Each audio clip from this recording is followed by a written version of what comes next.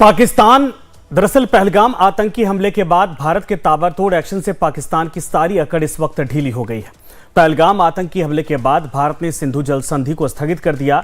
इसके बाद ऑपरेशन सिंदूर ने तो मानो पाकिस्तान की कमर तोड़ दी है। सिंधु जल संधि को स्थगित करने के फैसले से पाकिस्तान बौखलाया है और बिलबिला भी रहा है। इसको आप ऐसे समझिए कि पाकिस्तान की सबसे कमजोर नस को भारत ने दबा कर रख दिया। आपको याद भी होगा कि सिंधु जल संधि स्थगित करने के बाद पाकिस्तान की तरफ से क्या कुछ नहीं कहा गया था। पाकिस्तान ने तो यहां तक कह दिया था कि सिंधु नदी के जल को रोकने का मतलब युद्ध की चुनौती देना है। पाकिस्तान में बिगड़ैल शहजादे के नाम से जो जाना जाता है, उस बिलावल भुट्टो ने तो यहां तक कह दिया था कि सिंधु नदी में हमारा पानी बहेगा और उनका खून बहेगा। लेकिन इसके बाद क्या हुआ? ऑपरेशन सिंदूर ने पाकिस्तान की बोलती बंद कर दी। युद्ध के बाद करने वाले 2 दिन में ही घुटनों पर आ गए और भीख मांगने लगे सीजफायर की। आतंक परस्त मुल्क का भारत ने क्या हश्र किया, ये दुनिया ने देख लिया। इसके बाद बड़बोले बिलावल और पाकिस्तान की बोलती बंद हो चुकी है। अब वही पाकिस्तान गिड़गिड़ा रहा है। पाकिस्तान की सरकार मोदी सरकार के सामने दुहाई दे रही है। पाकिस्तान कह रहा है कि सिंधु जल संधि पर पुनर्विचार करिए, नहीं तो प्यास से पाकिस्तान मर जाएगा। उसके देश के लाखों लोग प्यास से मर जाएंगे। घुटने पर आ चुका पाकिस्तान अब मोदी सरकार से फरियाद कर रहा है कि वो सिंधु जल समझौते को लेकर भारत के साथ बातचीत करने को तैयार है। इस पर भारत की तरफ से 2 टूक जवाब दे दिया गया है। केंद्रीय जल शक्ति मंत्रालय ने अपनी रिपोर्ट में कहा है कि सिंधु जल संधि तब तक निलंबित रहेगी जब तक पाकिस्तान आतंकवाद के लिए अपने समर्थन को त्याग नहीं देता है, जो संभव नहीं है मुझे लगता है। लेकिन भारत ने साफ कर दिया है कि पहले आतंकवाद को समर्थन और संरक्षण देना बंद करो, उसके बाद ही सिंधु जल संधि को लेकर किसी तरीके का विचार या बातचीत आगे बढ़ सकती है। लेकिन कुल मिलाकर पाकिस्तान के सामने इस वक्त स्थिति ऐसी है कि बिलावल भुट्टो की जुबान बंद हो चुकी है। पाकिस्तान एक एक बूंद पानी के लिए तरसता हुआ दिखाई दे रहा और खुद अब आकर आगे बढ़कर भारत से कह रहा है कि ऐसा मत करिए, नहीं तो पूरा पाकिस्तान प्यासा मर जाएगा। 1948 में भारत ने पाक का पानी प्रवाह रोक दिया था। बताते हैं उस दौरान क्या हुआ था। पाक ने यूएनओ के सामने इस मुद्दे को उठाया। 9 साल की बातचीत के बाद वर्ल्ड बैंक ने मध्यस्थता की। साल 1960 में भारत पाकिस्तान के बीच एक करार हुआ था। जवाहरलाल नेहरू और अयूब खान ने यह हस्ताक्षर किए थे। नदियों के साझा प्रबंधन के लिए की गई संधि। उस दौरान भारत का रावी, ब्यास और सतलुज पर नियंत्रण रहेगा। पाकिस्तान को सिंधु, झेलम और चिनाब से जो पानी जाता है वो मिलेगा। कुल जल प्रवाह का 80% पानी पाकिस्तान के हिस्से में जाएगा। ये नदियां पाक में खेती के लिए बेहद महत्वपूर्ण मानी जाती हैं। पहलगाम हमले के बाद भारत ने संधि को स्थगित कर दिया है, जिसके बाद पाकिस्तान के सामने कोई चारा है नहीं, क्योंकि तब से डेमोग्राफी बदली है और जाहिर सी बात है कि हमारे हिंदुस्तान से बहने वाली नदियों का 80% अगर हम पानी पाकिस्तान को देंगे, इसके बावजूद वो आतंक का सहारा लेकर भारत को परेशान करेगा, तो यह न्याय नहीं बनता है। सिंधु जल स्थगित होने से पाक पर असर क्या होने वाला है, जरा यह समझिए। पाक का 80% जमीन सिंधु, झेलम और चिनाब पर निर्भर है। 61% आबादी सिंधु जल प्रणाली पर ही सिर्फ निर्भर है। 1.6 करोड़ हेक्टेयर जमीन सिंधु जल प्रणाली पर निर्भर है। पानी का 93% हिस्सा खेती कार्य में उपयोग होता है। जितने सिंचित भूमि है वो इन्हीं नदियों पर निर्भर हैं और 85% अनाज पैदा करता है पाक का पंजाब प्रांत, जहां से ये नदियां होकर बहती हैं। और इसीलिए पंजाब सबसे ज्यादा सबसे पहले प्रभावित होने वाला है। और पाकिस्तान के जीडीपी में आप अंदाजा लगाइए कि इन नदियों की वजह से 25% योगदान कृषि का है। पानी रोकने से पाकिस्तान की खेती पूरी तरीके से चौपट हो सकती है और पाकिस्तान में पहले से ही पानी की भारी किल्लत है। कराची, लाहौर जैसे शहरों को मुहैया करता है ये पेयजल, यानी नदियां पानी इसी से सप्लाई होती हैं। पाकिस्तान की 61% आबादी इस पानी पर निर्भर है और पाकिस्तान के 23 करोड़ से ज्यादा लोग इन्हीं नदियों से पानी पीते हैं। मॉनसून के दौरान पाक की हालत हो सकती है खराब। पंजाब और सिंध प्रांत में बाढ़ आने के आसार हैं, क्योंकि जाहिर सी बात है कि भारत पानी छोड़ेगा भी, क्योंकि जब ओवरफ्लो होगा तो पानी छोड़ेंगे और जब कम होगा तो जाहिर सी बात है हम अपने पास रखेंगे, क्योंकि पाकिस्तान डिजर्व नहीं करता है इस पानी के बहाव को अपने देश में या फिर 80% पानी को इस्तेमाल करने के लिए। तो सिंधु जल संधि को लेकर बिलावल भुट्टो ने जो जहरीला बयान दिया था वो भी हम आपको सुनाते हैं। भारत के सख्त एक्शन से पूरे पाकिस्तान में खलबली मची हुई है। पाकिस्तान को अब आने वाले कल की चिंता सताने लगी है। सुनिए क्या कुछ कहा था बिलावल भुट्टो ने। मोदी ने और उनकी हुकूमत ने ऐलान किया कि अब वो ये मुआहिदा नहीं मानते। और मैं सखर में इसी सिंधु दरिया के साथ खड़े होके भारत को कहना चाहूंगा कि सिंधु हमारा है और सिंधु हमारा रहेगा। या इस दरिया से हमारा पानी बहेगा या उनका खून बहेगा। बिलावल भुट्टो को ठीक से भारत बोलना तो आता नहीं है। कह रहे हैं कि पानी बहेगा या उनका खून बहेगा। 2 दिन में पाकिस्तान की सेना, पाकिस्तान के हुक्मरान, बिलावल भुट्टो, वहां के विदेश मंत्री, वहां के तमाम जो नेता मीडिया के सामने आकर या कैमरों पर आकर बड़बोले बयान देते थे, वो सब के सब सरेंडर कर चुके हैं, समझिए। इसके बाद अब पाकिस्तान गिड़गिड़ा रहा है कि हमारा पानी हमें दीजिए, लेकिन सवाल है कि तुम्हारा पानी कैसे? ये तो हिंदुस्तान से जाता है। और इससे भी बड़ा गंभीर सवाल खड़ा होता है कि आखिर पहले तो खून बहाने की धमकी दी थी ना, अब पाकिस्तान पानी क्यों मांग रहा है? मेरे साथ इस वक्त 2 मेहमान जुड़ रहे हैं। यूके देवनाथ साहब हैं, रक्षा विशेषज्ञ हैं। इसके अलावा आपको बता दें कि संदीप त्रिपाठी जी हैं, विदेश मामलों के जानकार। आप दोनों लोगों का स्वागत है। शुरुआत मैं करता हूं संदीप जी आपसे ही। जरा ये बताइए कि पाकिस्तान की तरफ से बार बार अब गिड़गिड़ाहट सामने आ रही है, विनती की जा रही कि भारत हमारी बात सुने, पानी ना रुके। लेकिन सवाल है कि यही कुछ दिन पहले इनके सिर्फ बिलावल भुट्टो नहीं, तमाम नेता धमकियां दे रहे थे। क्या भारत को इस पूरे मामले पर वाकई में जो स्टैंड है उस पर हमेशा अब कायम रहना चाहिए? पाकिस्तान ये समझ में आ चुका है कि जितनी धमकी दे रहा था, जब सारे पैतरे खत्म हो चुके उसके बाद अब पानी की भीख मांग रहा है। देखिए संजय जी, कुछ ही दिन पहले आदरणीय प्रधानमंत्री जी ने राष्ट्र के नाम में एक संबोधन में बोले थे कि water and terror won't flow together. That means कि भारत ने अपनी नीति को, अपनी पॉलिसी को बहुत ही क्रिस्टल क्लियर किया है कि अब ये वक्त नहीं है कि अब ये पानी और टेरर साथ साथ चलेगा। तो ये हम समझ सकते हैं कि आने वाले टाइम में ऐसा कोई डिसीजन नहीं होगा सिंधु नदी पर जो हमने वाटर स्ट्राइक किया था कि उस पर कोई भी चेंज हो। पहला पॉइंट। सेकेंड पॉइंट ये है कि भारत ये जानता था कि ये जो इकोनॉमिक जो स्ट्राइक, इससे पाकिस्तान की जो लाइफ लाइन है वो प्रभावित होगी। और पाकिस्तान उस समय तो एक हीरोइक सेंटिमेंट पर था, एक रोमांटिसिज्म में था वॉर को लेकर के, तो वो समझ नहीं पाया। अब उसका जो प्रभाव है वो धीरे धीरे समझ में आ रहा है, क्योंकि जो उसका पंजाब प्रांत, अभी आप बता रहे थे इंट्रोडक्शन में, पंजाब प्रांत है, जो सिंधु प्रांत है, ये दोनों उनका जो ये एग्रीकल्चर ओरिएंटेड स्टेट्स हैं। तो यहाँ पर जिस प्रकार से शॉर्टेज है पानी का, तो वो पानी की शॉर्टेज ना तो चाइना दे सकता है, ना तो बांग्लादेश दे सकता है, ना तो IMF दे सकता है। ठीक है, कुछ चीजें ऐसी होती हैं कि जिसका कोई सब्स्टिट्यूशन नहीं होता है। और यही कारण है कि पाकिस्तान को ये समझ में आ रहा है अब कि इससे IMF से तो लोन मिल जाएगा आपको, लेकिन पानी कहाँ से मिलेगा? और भारत इसके लिए कमिटेड है, पूरी तरीके से प्रतिबद्ध है कि आपको जो सजा मिलेगी ना, वो सजा बहुत लंबे टाइम तक आपको याद रखेगी। और इसी कारण ये है कि पॉलिसी लेवल पर मुझे नहीं लगता कोई चेंज होगा। और आज पाकिस्तान उसका प्रभाव देख रहा धीरे धीरे। इकोनॉमिक जो कोलैप्स होगा, वहां जो एग्रीकल्चर फॉल आउट होगा, और जो एक ले माइन का जो अप्रोच है वहां पर जो त्राही मचेगी, तो मुझे लगता है उसके बाद पाकिस्तान को समझ में आएगा कि सिंधु जल समझौता होता क्या है। उसके बाद उसको ये समझ में आएगा कि जो बायलैटरल ट्रीटी होती है वो जब उनको हम स्थगित करते हैं तो उसका मतलब क्या होता है। तो आई थिंक भारत ने क्लियर कर दिया है कि जब तक आप आतंक के प्रति आपका जो रवैया वो नहीं चेंज होगा, तब तक ये जो संधि है ये स्थगित ही रहेगी। तो आने वाले टाइम में देखना होगा कि इसका और क्या प्रभाव पाकिस्तान। नहीं, वो तो प्रभाव सर पड़ेगा, क्योंकि वैसे भी हमने जैसे कहा कि जब एक तरह से डेमोग्राफी चेंज हुई है, भाई भारत को भी पानी चाहिए, हम 80% पानी आपको क्यों दे दे, आप अपनी व्यवस्था करिए। देवनाथ साहब जरा ये बताइए, ये ठीक है पाकिस्तान से दुश्मनी की स्थिति है, हम अभी जो हमारा इंडस वाटर ट्रीटी था उसको लेकर हम एक तरह से कह रहे हैं कि हम पानी रोक देंगे, लेकिन आने वाले वक्त में तो ये कदम उठाना मजबूरी भी हमारी है। हमारे देश में ही पानी की आवश्यकता है, पंजाब से लेकर राजस्थान तक पानी हम सप्लाई करने की तैयारी कर रहे हैं, हम उनको पानी क्यों देंगे? ये कौन सा एक तरह से हुआ कि 100% में 80% हम आपको दे दे, 20% खुद रख ले? जो हमारे देशों से नदियां बहकर जाती है, हमारे देशों से पानी जाता है।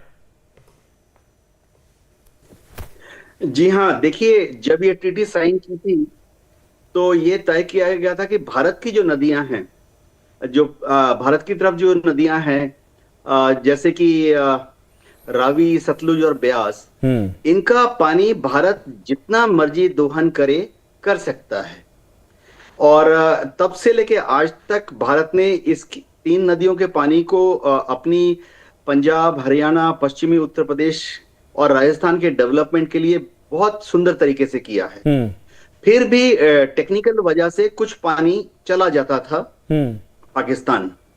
अब ये तय किया गया है कि जो पानी पाकिस्तान चला जाता था हम उसको भी रोक देंगे, क्योंकि बात ऐसी है कि अब जैसे अभी मई जून के महीने में, यानी मॉनसून के पहले, पाकिस्तान में भी पानी कम हो जाता है नदियों में। ग्राउंड लेवल, जो जमीन के नीचे पानी का लेवल है, वो भी सब जगह पाकिस्तान में कम हो जाता है। तो ऐसी हालत में अगर भारत पानी को रोक देगा तो पाकिस्तान को दिक्कत होगी। और हमें नहीं भूलना चाहिए कि मॉनसून आने के पहले खरीफ की फसल को भी बोना पड़ता है। तो फसल की जिस दिन बुआई होती है खरीफ की फसल के, उसके बाद कुछ पानी उसको देना पड़ता है ताकि बीज जड़ पकड़ ले। अब उल्टा भी कर सकते हैं हम, जैसे कि जुलाई और अगस्त के महीने में बारिश आ जाती है, भारत में भी पानी ज्यादा हो जाता है, पाकिस्तान में भी बाढ़ आ जाती है।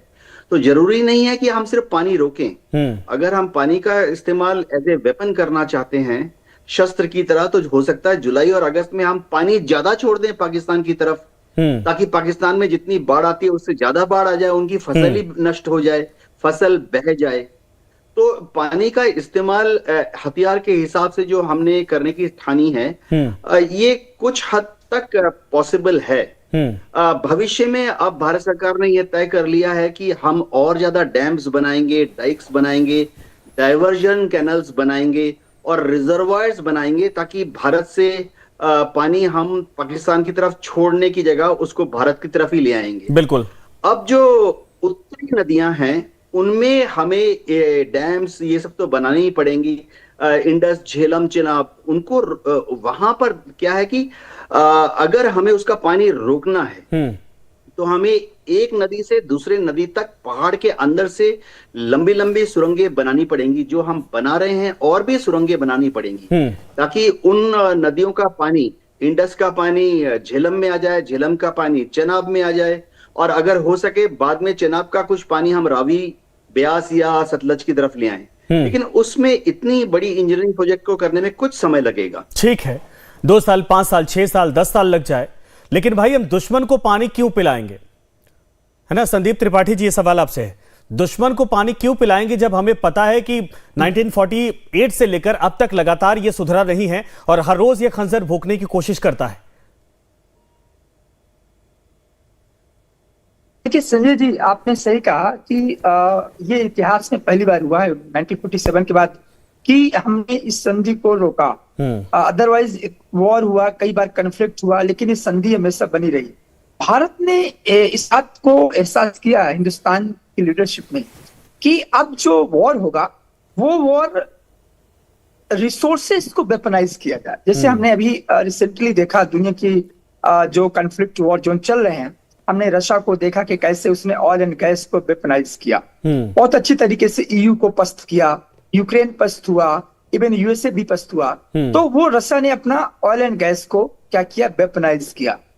तो भारत ने भी सोचा कि देखिए ऐसे ये वक्त आ गया है कि हमारे पास वाटर है, तो वाटर को थोड़ा सा as a commodity, strategic commodity के रूप में लिया जाए और पाकिस्तान को मैसेज दिया जाए कि सिर्फ वॉर जो है, वॉर फ्रंट जो सैनिकों के फौजों से नहीं होते हैं, और अब ये भी होगा कि हमारे पास जो रिसोर्सेस हैं, यदि वो रिसोर्सेस आपको मिल रहे हैं तो हम उनको रोकें, ताकि आपको पता चले कि इसका सबसे बड़ा पॉइंट जो मैं कहने वाला हूँ संजय जी, जो नेचुरल रिसोर्सेस होते हैं उसका सब्स्टिट्यूशन नहीं होता। जी बिल्कुल, ये बहुत इंपॉर्टेंट है। बिल्कुल सही।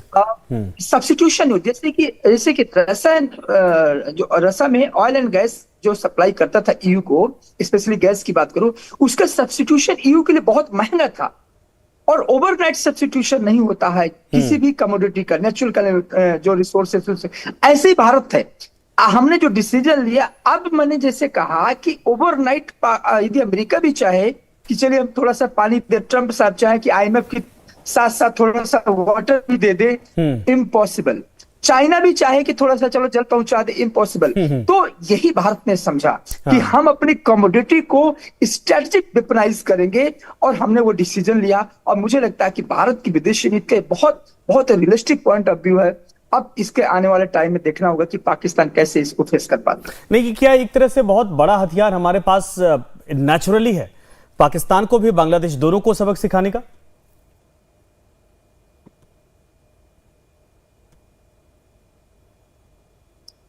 मेरे से क्वेश्चन है? जी सर।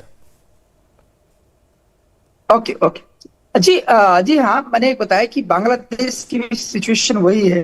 बांग्लादेश जो भी जियोग्राफिकल प्रॉक्सिमिटी है, उस जियोग्राफिकल प्रॉक्सिमिटी में बांग्लादेश की सिचुएशन भी वही है, और हमारे पास ऐसे कई रिसोर्सेस हैं जहां पर उसको सबक। लेकिन देखिए बांग्लादेश का थोड़ा सा जो स्टोरी कुछ डिफरेंट आ रही है। जिस प्रकार से हमने पाकिस्तान के टेरर कैंप्स को न्यूट्रलाइज किया, पिन पॉइंटेड होकर के, और उस समय जो नोबल का शांति जो उनको मिला, सचमुच उनके दिमाग में शांति चल रही है कि अब शांति लाए नहीं तो भारत हमें छोड़ेगा नहीं। और यही कारण है कि इधर पिछले एक हफ्ते से हम देख रहे हैं कि जो मोहम्मद यूनुस है वो शांत हैं, वो सोच रहे हैं कि भारत हमारी तरफ से नजर न देखे।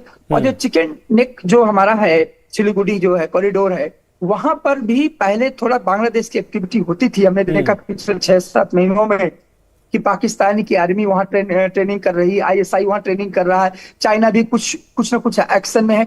अब जो है बांग्लादेश को समझ में आ गया है कि 2 दिन नहीं लगेंगे भारत को स्ट्राइक करने में। तो मुझे लगता है कि सुर बदल गए, बिल्कुल सही आपने कहा, सुर बदल गए हैं, औकात समझ में आ गई। लेकिन पाकिस्तान सर सुधरने को तैयार नहीं है ना देवनाथ साहब, यूके देवनाथ साहब।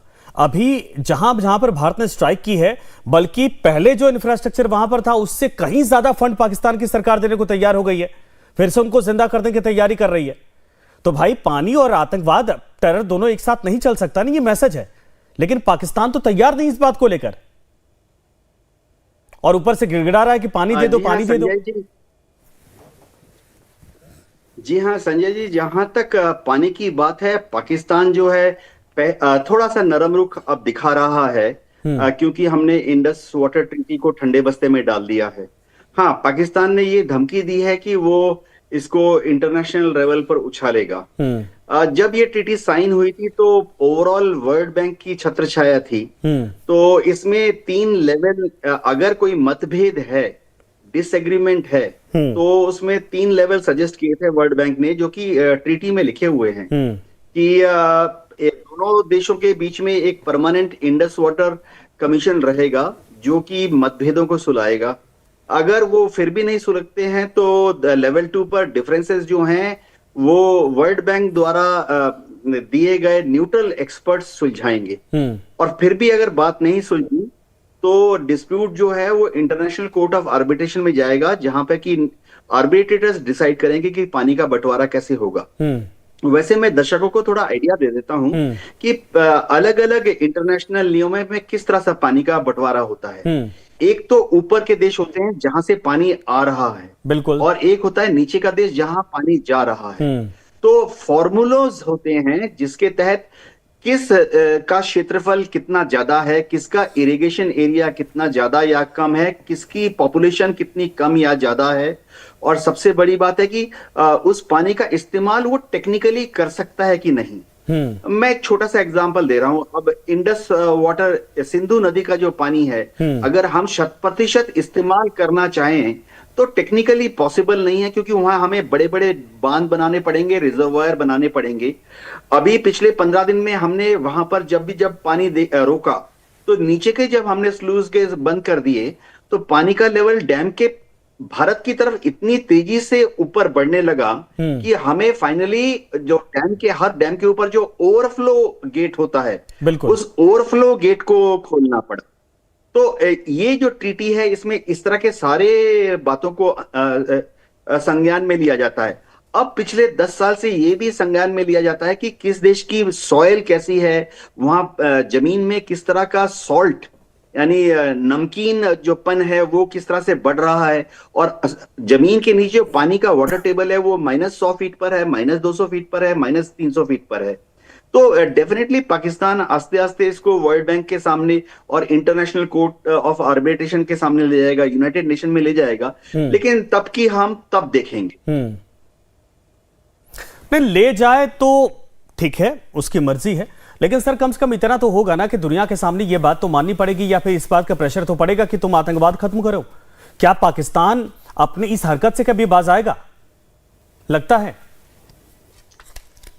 संजय जी, पाकिस्तान जो है उसके ऊपर हमें आस्ते आस्ते क्रमशः कंट्रोल करना पड़ेगा, और पिछले 10 साल में हम इस तरफ काफी मजबूती से आगे बढ़े हैं। जाहिर बात है कि हम डिप्लोमेसी से पाकिस्तान को समझा रहे हैं, कूटनीतिक राजनीतिक तरीके से पाकिस्तान को समझा रहे हैं।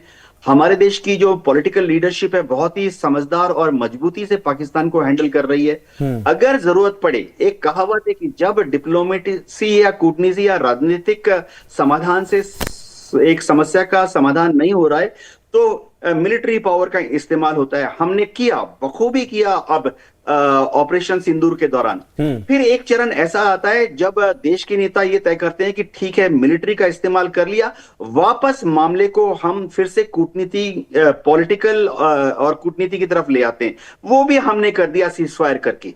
पाकिस्तान के ऊपर हम करीबन 15 से ज्यादा अलग अलग तरह के प्रतिबंध लगा चुके हैं, तो इन प्रतिबंधों का असर पड़ेगा। अभी तो हमने अपने सारे तरकश से तीर निकाले भी नहीं है। ये जरूरी नहीं है कि हम बम गोला हथियार से ही पाकिस्तान को सीधा कर सकते हैं। बिल्कुल सही बात। हमारे पास, भारत सरकार के पास बहुत सारे तरीके हैं पाकिस्तान को सीधा करने के लिए। आने वाले वर्षों में हम क्रमशः एक एक करके उसका इस्तेमाल करेंगे। जी नहीं, वो तो अभी शुरुआत है। कहा तो जा रहा है ना कि 2 दिन में ही पाकिस्तान, यही तो बिलावल भुट्टो धमकी दे रहे थे। उनको लगता था कि न जाने क्या पाकिस्तान के पास ऐसा तुर्रम खां जैसा शक्ति पावर आ गई है कि हमारा पानी नहीं बहेगा तो उनका खून बहेगा। संदीप जी, अब बिलावल भुट्टो की जुबान क्यों बदल गई सर? अब क्या समझ में आ गया है कि खून बहाना इतना आसान नहीं होता है और इसके लिए हैसियत चाहिए होती है? कि पाकिस्तान एक ऐसा कंट्री है कि जो हमेशा एक रोमांटिसिज्म में जीता है, और रोमांटिसिज्म का एक ग्राउंड जो होता है वो बहुत शॉर्ट टर्म होता है। और हो सकता है कि आप वहां की जनता को एक मोबिलाइजेशन दे सको फॉर द टाइम बिंग, क्योंकि आपको लड़ना है, तो लड़ने के लिए आपके पास कुछ है नहीं, आपके पास कोई सब्सटेंशियल बेस नहीं है। तो ये जैसे हमने देखा था कि जो मुनीर साहब हैं वो भी ऐसे ही, जब पहलगाम हुआ था उसके 2-3 दिन पहले उन्होंने स्पीच दी थी, और वो ऐसी स्पीच थी जो पूरी तरह से पाकिस्तान को गैल्वेनाइज किया। तो इन लीडरों के पास क्या है कि कहीं ना कहीं ब्लड की बात करेंगे, क्योंकि उससे थोड़ा सा उनके आवाम में ब्लड जो है सर्कुलेशन तेज हो जाता है, और कहीं ना कहीं वो जब भारत की बात आती है तो उसके एंटी इंडिया वहां जो रेटरिक चलता है तो मोबिलाइज करता है। लेकिन वो जानते हैं सच्चाई, और इसीलिए मैंने बताया कि 3 दिन बाद ही यही बिलावल भुट्टो थे जो उन्होंने कहा था कि हमारी जो जमीन है, सरजमी है, ये आतंक के लिए ठीक ठाक इसका उपयोग हुआ है। तो जब आपने इंडोर्स ही किया, और आप देखिए जब स्ट्राइक चल रही थी, लेकिन तो नहीं समझ में आती ना बात, जिनकी माँ की हत्या करवाई गई हो वो भी आतंकवाद के दंश को ना समझता हो और वो हिंदुस्तान को इस तरीके से धमकी देता हो, उसकी बात पर भी भरोसा नहीं किया जा सकता है। और दूसरा, बिलावल भुट्टो की इतनी हैसियत अब नहीं है सर पाकिस्तान में कि उनकी बातों को पाकिस्तान के लोग भी इतने सीरियसली लें। लेकिन पाकिस्तान के चाहे जनरल मुनीर हो, चाहे वहां के शहबाज शरीफ हो, अगर धमकी देते थे कि हम जवाब देंगे, ये एक तरह से एक्ट ऑफ वॉर होगा, युद्ध छेड़ने जैसा होगा, तो युद्ध करके भी उनको ये पता चल गया होगा कि 2 दिन में ही उनके बंदरगाह, उनके एक तरह से अगर हम जो एयरफोर्स के स्टेशन है वहां तक पहुंच सकते हैं, तो इसके बाद उनकी हैसियत आगे क्या होती। ठीक है सर, आप दोनों का धन्यवाद हमारे साथ जुड़ने के लिए, समय देने के लिए, चर्चा में शामिल होने के लिए। लेकिन कुल मिलाकर यह है कि पाकिस्तान भीख मांग रहा, दुनिया से पैसे, हिंदुस्तान से पानी। ये पानी हम देंगे कि नहीं देंगे, ये आने वाले वक्त में तय किया जाएगा। लेकिन फिलहाल भारतीय सरकार ने साफ कर दिया है कि जब तक आतंकवाद तुम्हारी धरती पर फलता फूलता रहेगा, जब तक आतंक परस्त तुम्हारी राजनीति रहेगी, और जब तक आतंकवाद को पूरी तरीके से तुम लोग अपने देश से खत्म नहीं करोगे, तब तक पानी का सवाल नहीं बनता है। धन्यवाद आप सभी का। शिकंजे में पाकिस्तान की जासूस।